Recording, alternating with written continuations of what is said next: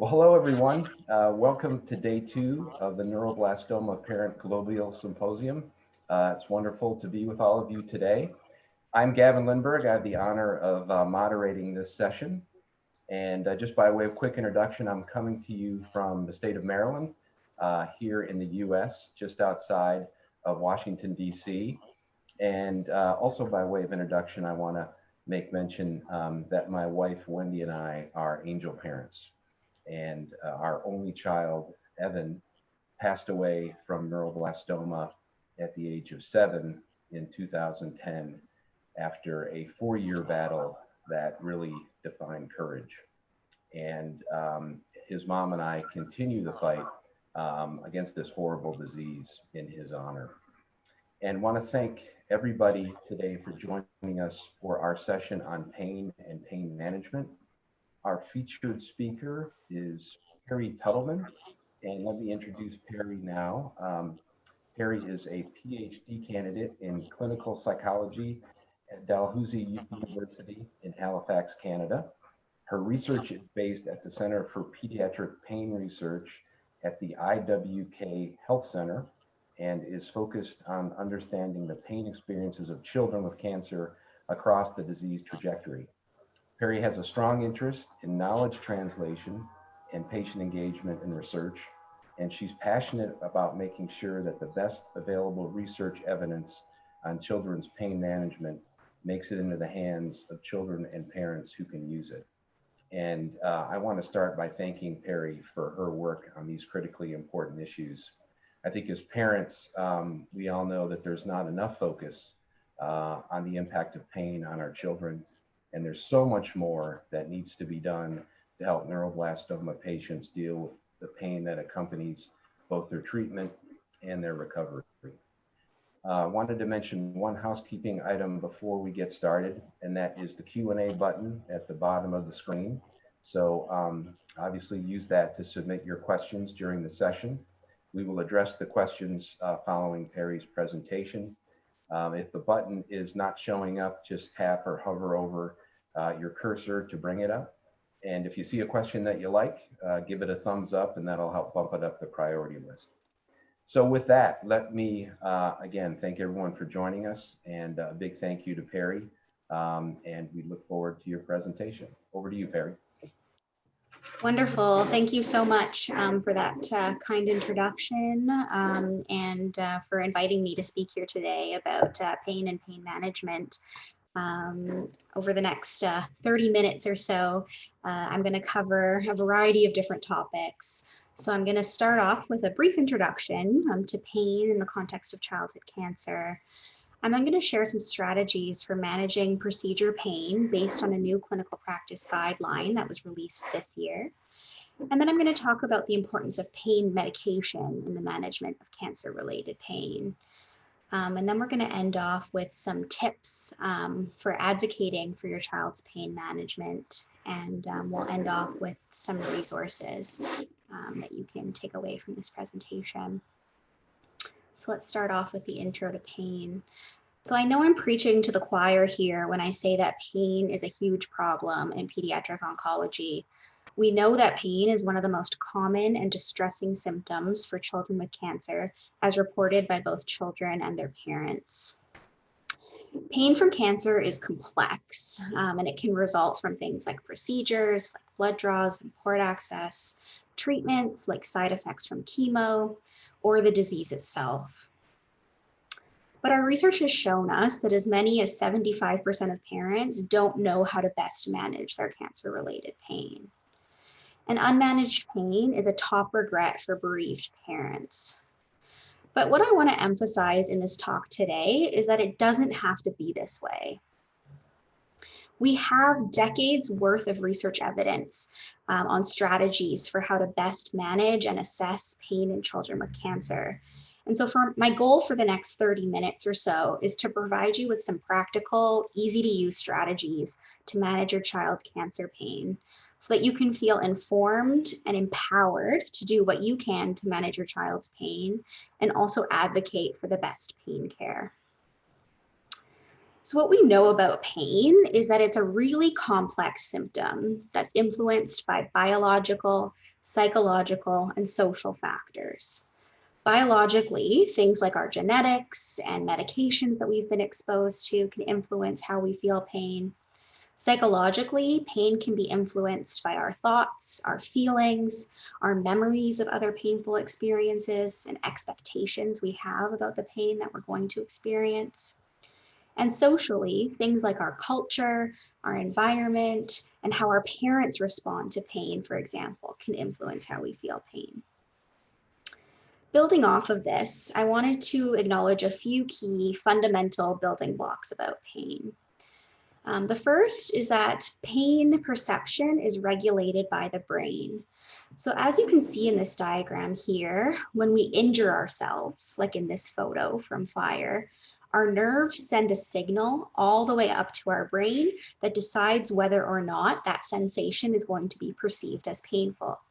And there's a number of factors, like I just described, that influence whether our brain decides whether it's going to be perceived as painful or not, like our expectations, our mood, our genetics. And so that means that all pain is both physical and psychological. And this has implications for how we manage pain. And something I do want to note is that pain can be controlled. It's not something that's inevitable. It's something that we have strategies to manage. So we can harness what we know about all of these factors to manage pain. One of the current best practices in managing pain is something called the 3 Ps approach. And that is combining pharmacological, psychological, and physical strategies to manage pain. And these are things that we're going to get into in the next few slides. Pain management typically works best when you can use these various strategies together as opposed to just one. So let's talk about how we can manage pain from cancer-related procedures. I was fortunate to be part of an international group of researchers and clinicians to develop a clinical practice guideline on how to manage pain and distress related to needle procedures in children with cancer. And clinical practice guidelines are documents that outline recommendations that clinicians and parents can use to make decisions about different types of care. So to come up with the recommendations in this guideline, we reviewed the research evidence on different pharmacological, psychological, and social strategies for managing needle pain in children, including looking at the benefits and harms of each. And so I'm going to share these recommendations with you today, alongside other strategies that we know from the broader pain literature to be helpful for managing needle-related pain. And so I'll specifically mention which ones come from the guideline. This guideline is available free for anyone to access, and so it's a helpful resource for parents to have and to use to advocate. And so I'll share the link to the guideline at the end of the session. In the guideline, we provide different recommendations for managing needle-related pain, broken down into procedure type. So for minor procedures, lumbar puncture, and major procedures.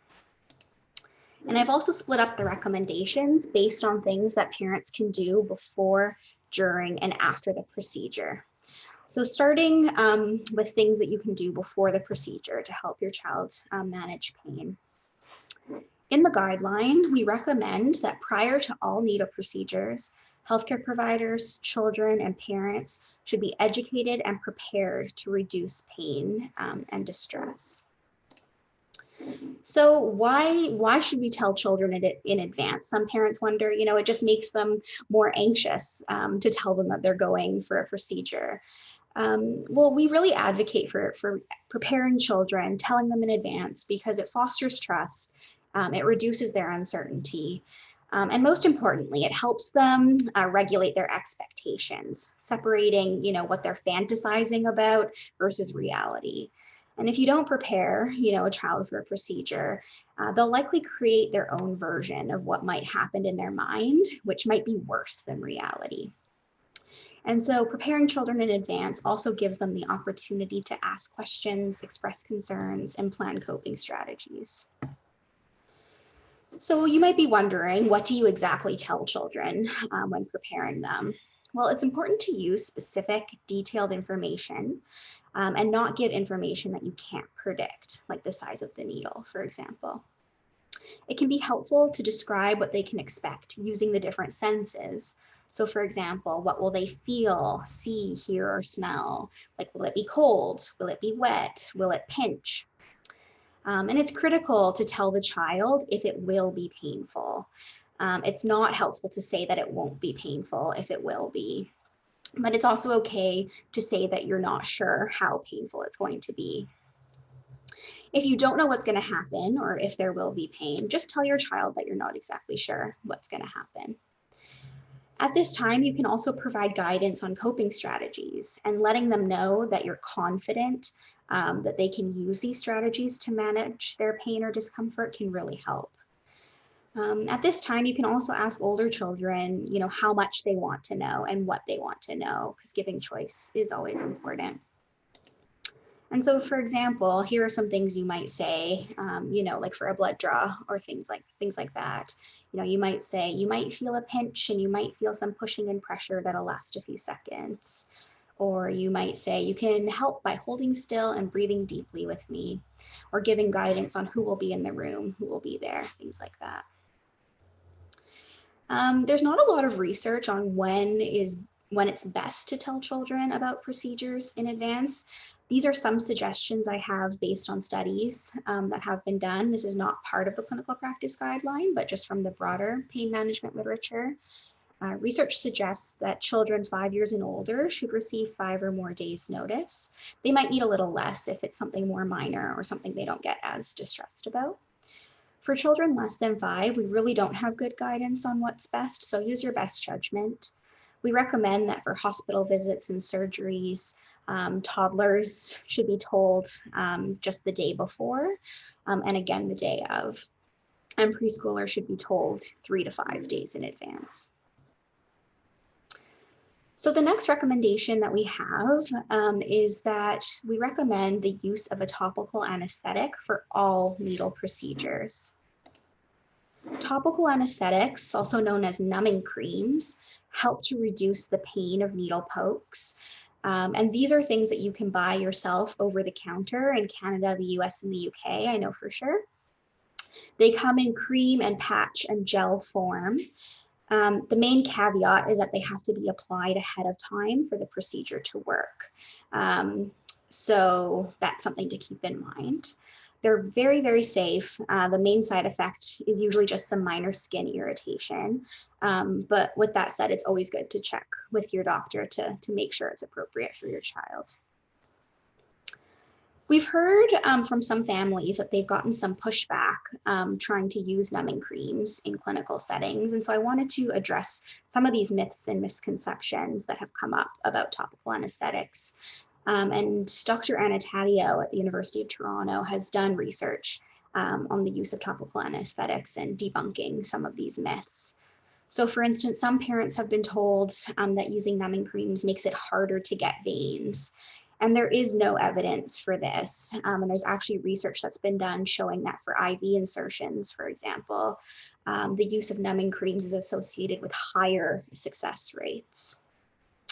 Others have been told that there's not enough time to use numbing creams. And it does take some planning ahead because it has to be applied beforehand. But in non-emergency situations, like for routine blood work, there's no reason why steps can't be taken to plan ahead to make sure that this happens.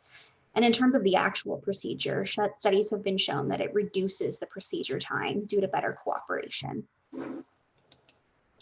While we're on the topic of pain medications for procedures, I do want to note that in the clinical practice guideline, we recommend deep sedation or anesthesia be used for all major procedures and that it be offered to children undergoing lumbar puncture. So this is something to keep in mind, that this is a recommendation from the guideline that you could inquire about. So now I want to shift to some things that parents can do during procedures to help manage pain and distress. We recommend in the guideline the use of distraction for all NEDA procedures. And what we mean by distraction is taking attention away from pain by focusing on another engaging or fun activity. And it works really, really well for many children to take their mind off the procedure. I do want to acknowledge one caveat, and that's that there are children who benefit from knowing and seeing what's going on. And so for them, they may prefer not to be distracted, and that's okay. Distraction doesn't have to be fancy. It can just be things like books or movies or games on a tablet. There's new research coming out with distraction techniques like virtual reality or humanoid robots. But so far, we don't have solid research that those more fancy techniques are better than the basic strategies I've listed here. And so when selecting tools for distraction, just think about picking something that's interesting to your child, that's age appropriate, and that can capture their attention. And again, it's best to give choice whenever possible. There's a lot of great free apps that can serve as distractors on a tablet or a phone. And I've just listed some popular ones here from the Apple App Store. And so it can be good to check these out beforehand, download them, see if it's something your child might be interested in. While not included in the clinical practice guideline, we know from the broader children's pain research literature that relaxing the body can be a key way to reduce pain and anxiety associated with needle procedures. And the rationale is that if we can relax our body, it helps us to relax our mind, and it also helps to reduce muscle tension, which can in turn reduce pain. And so one way to do this is with deep breathing, also known as belly breathing. For older children, they can practice breathing in, expanding the stomach with as much air as possible, and then slowly breathing the air out. It can be helpful to practice lying on your back to see your stomach filling with air and then deflating. And for younger children, a good way to practice this skill is describing it as something like taking a deep breath in, like you're smelling flowers, and then blowing the breath out, like you're blowing out candles. There's also a number of great apps that have breathing exercises and other relaxation strategies associated with them. So I have included a couple of my favorites there as well. Imagery is another great way to relax the body, and it really harnesses the power of imagination to picture a person or a place that makes you feel relaxed and happy. And so this is an example of a beach imagery script where, we try and capture the sense of what that place would really be, try and make it as immersive of an experience as possible, like the different sights and sounds and smells and what you might feel. But it's helpful to have kids make up their own beforehand of a place that they find comfortable and relaxing. And so sometimes that's imagining that they're in their own bed or snuggling with a favorite pet. So this is another strategy you can add to your toolbox. Believe it or not, the strategy with the most evidence for pain management in pediatric oncology is hypnosis. And so hypnosis is a more deepened, intense involvement and state of relaxation. And therapeutic hypnosis capitalizes on the child's natural ability for creativity, playfulness, imagination, and their ability to fantasize. Intensive training is required to become a therapeutic hypnosis provider, but parents and children can be trained by providers to provide self-hypnosis, which can be a really powerful tool. The use of therapeutic suggestions is what makes hypnosis really different from relaxation. So for instance, the practitioner might use direct suggestions for pain relief to help the child, change their perceptions and sensations. A common technique that's used with children, including in the oncology setting, is something called the magic glove. And it involves having children use mental imagery to imagine that a magic glove is being placed on their arm and that will change how much pain they feel from a needle. And so they'll know what's going on, but not be bothered by the pain. And this is Dr. Leora Kutner in the video here, who's a psychologist based in Vancouver, British Columbia, and an expert in pediatric hypnosis. And she's produced a number of resources, including a really highly acclaimed video on the magic glove, which is on YouTube. And so I'll share the link in the chat at the end, just for you to check out. Again, it's something that has to be done by a trained provider, but this will give you a sense of what it's like. And so in the clinical practice guideline, we actually recommend the use of hypnosis for all needle procedures. The evidence is really that robust. So providers, to be trained, you have to be trained through the National Pediatric Hypnosis Training Institute. So this is something you can ask about at your own institution if there's any clinicians trained to provide therapeutic hypnosis. And the last strategy for managing pain during procedures that I want to talk about is this one. We recommend that healthcare providers should offer parents the option to be present during their child's need of procedures if the child wishes to. But having said that, we know that what parents say and do accounts for over half of the pain and distress children experience during medical procedures. Many parents can resonate with this photo here. You can see that it's the baby getting the needle, but the father feeling the pain. And so imagine what information that nonverbal behavior is telling the child about how scary and painful the needle must be. So it's important to consider what parents say and do that can make their child's pain better or worse. We know from research that there's a number of things that parents inadvertently say and do that make their child's pain and distress worse. And these are things that draw the child's attention towards the pain. Things like criticism, apologizing, being overly empathic, and using reassurance. So telling the child not to worry or that they'll be okay. So it's kind of intuitive for parents to want to reassure their children during painful procedures. So why does it make pain worse? And this quote from a children's novel might capture some of what's going on. Christopher Paul Curtis wrote, "If an adult tells you not to worry and you weren't worried before, you better hurry up and start because you're actually already running late."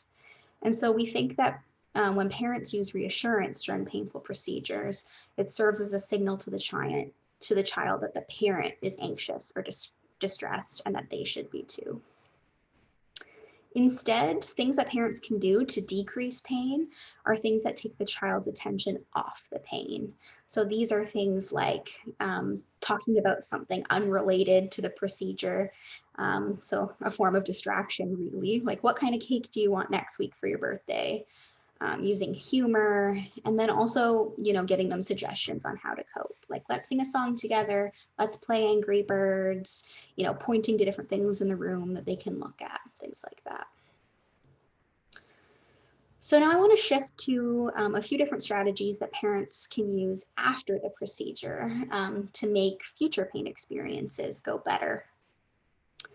We're learning more and more that the way children think and remember about painful experiences is really important because this influences how they cope with painful experiences in the future. And so this isn't something captured in the clinical practice guideline, but something we draw on from the broader pediatric pain literature. And a lot of work in this area has been done by Melanie Knoll at the University of Calgary. We know that memory is not like a tape recorder. You can't play the events back and remember them exactly as they happened. And so some kids will remember painful experiences accurately or even in more positive ways, but others will remember it as being way worse than it actually was. So shifting that thinking and trying to help children remember painful experiences in a more positive way helps kids do so much better in the future. And as a parent, you can help your child remember the painful experience in a positive way in how you talk to them about the painful event afterwards. So we recommend, focusing on what went well during the procedure, being realistic, and also praising how brave they were. So in terms of focusing on what went well, you might want to shift your spotlight of attention to anything positive that happened. For instance, things like coping strategies that they used, like, "It was excellent when you took some deep breaths." In terms of being realistic, you want to help the child remember exactly what happened, what actually happened, because a lot of children will remember it as being more negative than it actually was. So reminding them that they didn't think it was that scary, reminding them how well they did sitting still, reminding them how they felt in control during the procedure. And finally, it's important to praise their bravery. So telling them how brave they were, asking them what made them feel brave, what helped them to feel brave, and how they can feel brave again next time. And so this slide brings me to the end of the section on procedure pain management. There's many more research-based strategies you might be interested in learning about. So I'm going to share some links at the end where you can find more information. And so we've covered procedure-related pain in depth, and you might be wondering, what about managing pain from tumors or treatments or pain at end of life? We don't have as much research on managing these specific types of pain compared to procedure pain, but the same 3P principles apply. Many of the strategies I talked about for procedure pain management, like relaxation and imagery and hypnosis, can help with other forms of pain as well. But I do want to note that pharmacological strategies, so the use of medications, play an especially big role here. I wanted to touch on a few important points related to pain medication. So for pain medications to work best, it's really important that they're used exactly as prescribed. Research has shown us that parents often give their children less pain medication than they were prescribed, or they get it less frequently, or use less powerful types of medications, or they only wait to give it when the pain is really bad, which then it's hard to catch up and help manage it. So it's really important to use the pain medication exactly as prescribed, even opioids, which play an important role in cancer pain management. Parents have told us that, some of their reluctance to use pain medication might stem from fears about addiction or side effects. And there is a lot of media coverage about the potential harms of pain medications. But I want to note that when used properly for pain, addiction is extremely rare, even for strong pain medications like opioids. And in fact, when they're used properly to control pain, they can actually be important in preventing the development of chronic pain and dependence on pain medication in the future. So it's important to speak with your child's doctor if you have any questions or concerns about their pain medications. And so coming into one of the last sections here, I want to talk a little bit about how to advocate for your child to make sure they get the best pain care possible. Time and time again, research has shown us that children, including children with cancer, are often undertreated for pain. And this is why parent advocacy is so important. Parents often assume that everything possible is already being done to manage their child's pain, and that if there was something more, it would already be offered. But when parents are asked why they aren't using certain pain management techniques, they say that their doctors aren't suggesting them. And then when doctors are asked why they're not discussing those pain control options, they often say that the parents aren't asking. And so this can become a really vicious cycle. So don't be afraid to ask what's being done to manage your child's pain. It's important to be proactive with helping your child cope and making sure they have the appropriate pain medications available. Especially for older children, it's helpful to encourage them to voice their own needs, including how they feel. And so this shows that, that you trust your child, and it shows them that you have confidence in them, in their ability to cope and their ability to report their symptoms and advocate.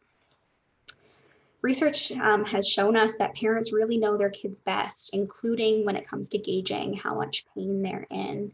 And so this highlights how important it is to speak up on behalf of your child if you feel like they're in pain, even if you might feel intimidated.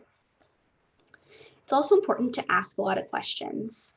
For instance, if you're unsure about a pain medication that's been prescribed for your child, you might want to ask about what the benefits are, what the risks are, what the alternatives might be.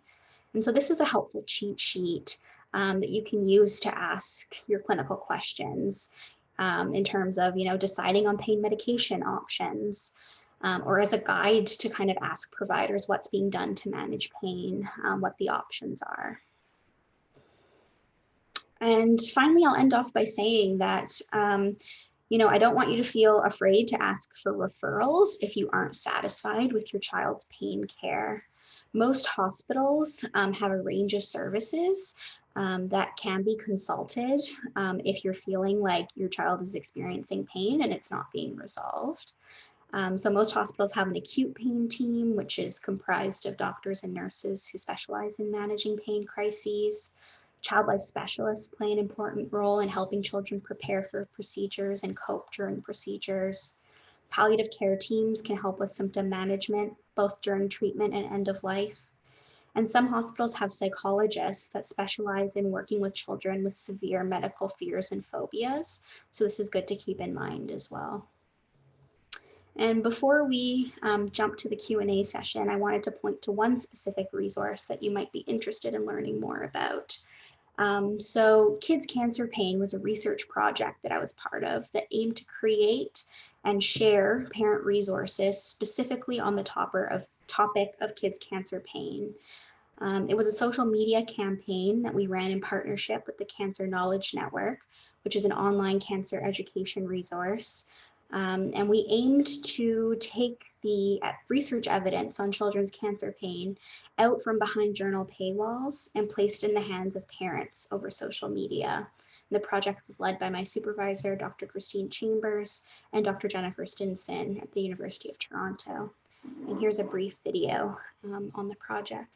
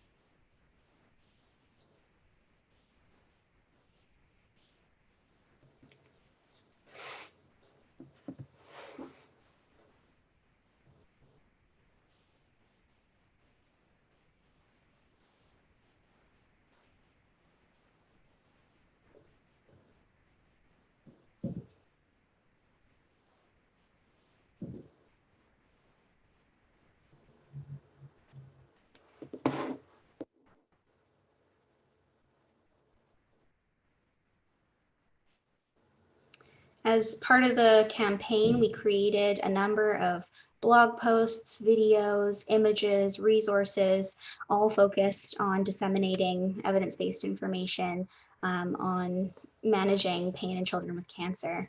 So these are just a sampling of some of the resources that we created, and they're all available on our website now. And so I'll share that link in the chat. And with that, I would just like to thank you for your attention and for having me participate, and look forward to taking your questions. Well, Perri, thank you so much for all that great work and a really, really important presentation. This has been so insightful for me, and I'm sure others, and we do have a few questions that, if you don't mind, we'll jump into here. For sure. Yeah, let me just pull the first one up here. Our toddler has to be held down for needle procedures, making them more anxious. How do you propose handling this experience when distracting doesn't seem to work? Absolutely, that's a great question.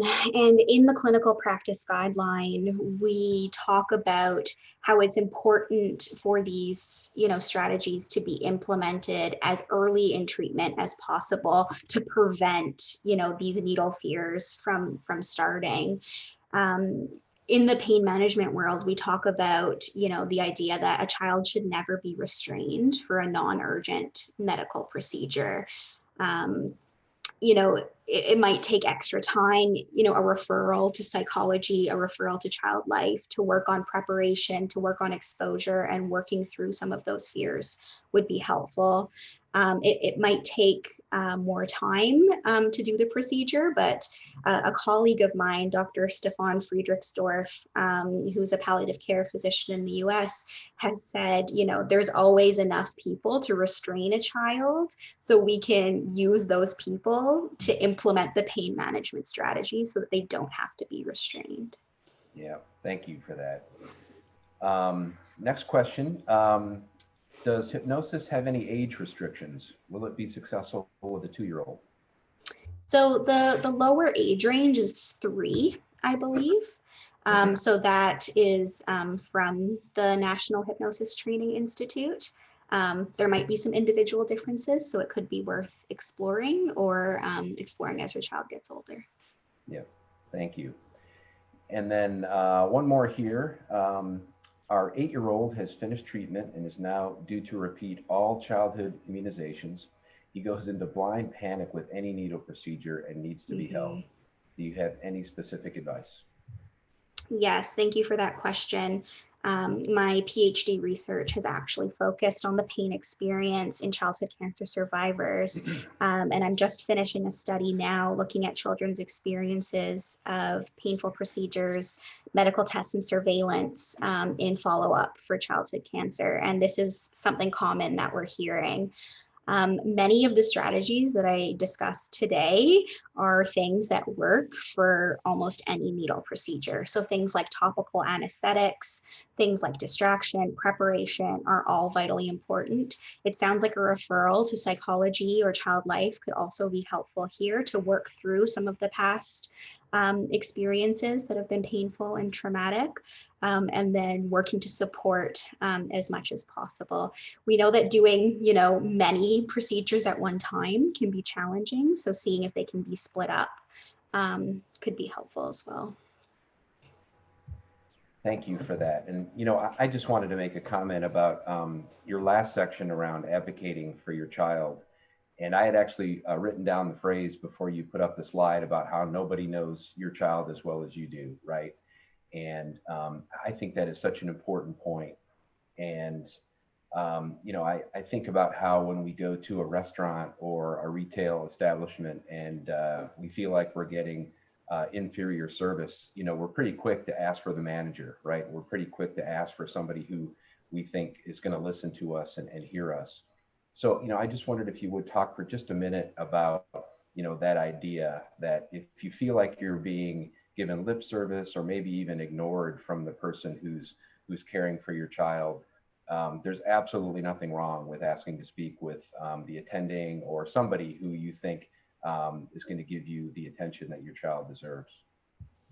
Absolutely. That's an excellent point. And Gavin and I were actually just talking about this before the session, and we hear these stories from parents all over the world, including here, that, pain management isn't a priority or isn't made a priority oftentimes in their clinical encounters. So it's important to advocate. It's important to ask to speak to the various services that I listed. If you're not satisfied with how your child's pain is being managed in the hospital, it's absolutely okay to ask for a referral to the acute pain service.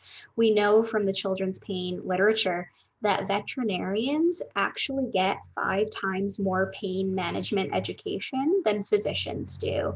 So it could be, totally possible that the clinician responsible for your child just might not be knowledgeable or aware of the best strategies for how to manage pain. So it's okay to ask for the pain expert. Wow, that's an amazing and disappointing statistics about veterinarians. My goodness. Hey, we've got 2 more questions that have populated here. Let me get to them quickly. First one is, my son is 3 now and hates needle procedures. And will he forget about these experiences later on? So that's a great question. We're still learning about, what children know and remember. We know that autobiographical memories, so things that we remember about our own lives, are considered intact, which means you can access them again later in life, usually by around age 4. So it sounds like he's just at kind of the cusp of that. But that being said, we also have our neural memories. So that's what our cells and our nervous system in our body remembers. So there has been research done on babies in the neonatal intensive care unit where the painful procedures that they've experienced early on in life have left memories on their nervous system and make them more sensitive to pain in the future. So from a conscious perspective, maybe yes, maybe no. From a neural perspective, it's still important to manage the pain as best as possible. Yeah, thank you for that. The next question here, and I think we touched on this a little bit, but do nurses and clinicians need more education about pain and pain management as well as parents? Yes. Yes, absolutely. Pain, because it's such a cross-disciplinary thing, it's not like a topic on cardiology, a topic on neurology, it's something that crosses every type of issue. It makes it even more important, but also means that it hasn't gotten the time that it deserves in medical and nursing and pretty much any medical curriculum. So it's something that needs to happen for sure. Something that my supervisor, Dr. Christine Chambers, often says is that we need to take a multi-pronged approach to changing pain management. So, we need to work on changing things at the institutional level, at the, healthcare provider level, at the parent level, at the child level. And there are initiatives I know in Canada that are being done to incorporate pain management into, medical curricula. And as well as institutional policies. There's something called Child Kind, which is a certification that hospitals can get that means that they do everything possible to manage children's pain. So I know there's things happening at multiple levels, and we need to take action at all those levels. Thank you. And then one last one here, a comment that I think we can all relate to. This person writes, I'm always conflicted about telling the truth. Yes, you do have to get an injection versus I don't know what the doctor wants today. That's a tough place for parents to be in. And they're in that place all the time. Absolutely. You make an excellent point. And I think, it's just about being honest, like being honest with that information. Like, I don't know what's going to happen at today's appointment. There might be, a procedure. It might also just be, talking with the doctor today. Because one of the worst things that could happen is that you say, no, there's not going to be a needle. The child prepares for that. And then there is, and it's a huge surprise and shock. And then that becomes worse. So I think just being, open and honest that you don't know is okay. Well, Perri, thank you again so much for this. Just incredibly valuable, I'm sure, to everyone who participated today. Thank you also for the resources that you posted here in the chat box. And, keep doing what you're doing because it's incredibly, incredibly valuable. And yeah, we've reached the end of this session. But I do want to remind everyone about 2 additional sessions. The first one entitled Cell Therapies in Neuroblastoma. This is a panel session that's running concurrently to this one and has about 45 minutes left, I think. And the second session entitled DFMO Studies at the Beat Childhood Cancer Research Consortium, which is coming up after the break. So thanks again to everyone for being with us. Perri, thank you again. I also want to say a special word of thanks in closing to the wonderful CNCF and Solving Kids Cancer staff who put this just amazing symposium together. What a blessing for parents around the world, and just a big round of applause for them and all the work that they put into this. So with that, I hope everyone is well, stays well and healthy, and have a good rest of the day.